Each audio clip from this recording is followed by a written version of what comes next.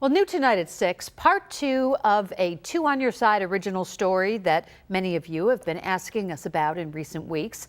Channel 2's Claudine recently brought us the story of LaTorrance Travis. He was the man sent back to prison for what appears to be a clerical error. Well, tonight, Claudine is following up, searching for answers for a man who appears to be wrongly accused and is still sitting in a federal prison. The halfway house on Glenwood Avenue in Buffalo. Prison, and LaTorrance Travis sitting behind bars wondering, to be sitting back in jail for not committing a crime and for actually doing the right thing, it doesn't sit well with me. Travis was staying at this halfway house called Lighthouse Residential Reentry Center, operated by a not-for-profit, Community Resources for Justice, CRJ. Since his release, he was working, and he had to inform the halfway house about his whereabouts and wear a GPS tracker. The halfway house had a copy of his itinerary. It was approved for him to attend a December Christmas job party at Holiday Valley. It also listed a private residence where the workers would meet before traveling together to the ski resort. An incident report cites that the monitor detected he was at a private residence in Ellicottville, but it called it a violation, claiming it was unauthorized, which contradicts the approved itinerary.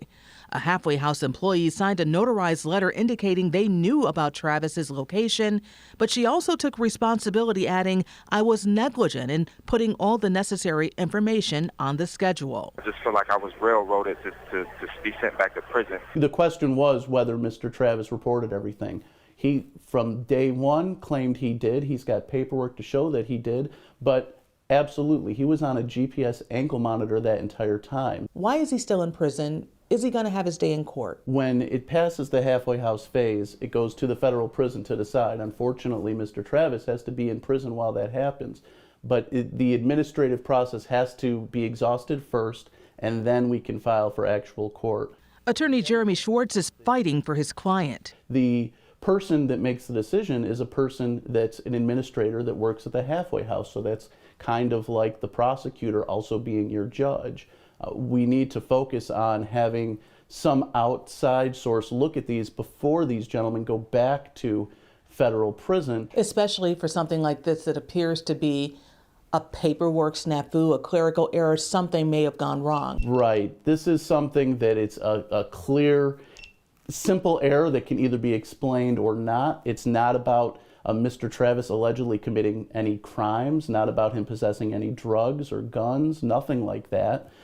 It's simply about who was right about the paperwork, and the fact that the halfway house was allowed to make that decision when it's alleged that they're the ones that made the error in the first place, I think is a conflict of interest and was unfair to Mr. Travis. It's important to note Travis had no issues since his release until now for what appears to be a clerical error. What does this say about the system? It says that there are things that need to change, especially at the ground level, because the higher up you get through the Bureau of Prison, the further they get away from knowing what the actual facts are. If we had somebody looking at this paperwork that was an independent person right away, I don't think we would be here. As of today, here's what we've learned. The Bureau of Prison rejected the appeal on a technicality, not of the facts of the case. Travis's attorney tells me he is refiling the appeal and is confident the facts will be clear. Stay tuned, because once again, this is about a system supposed to help, not harm. Claudine Channel 2 News.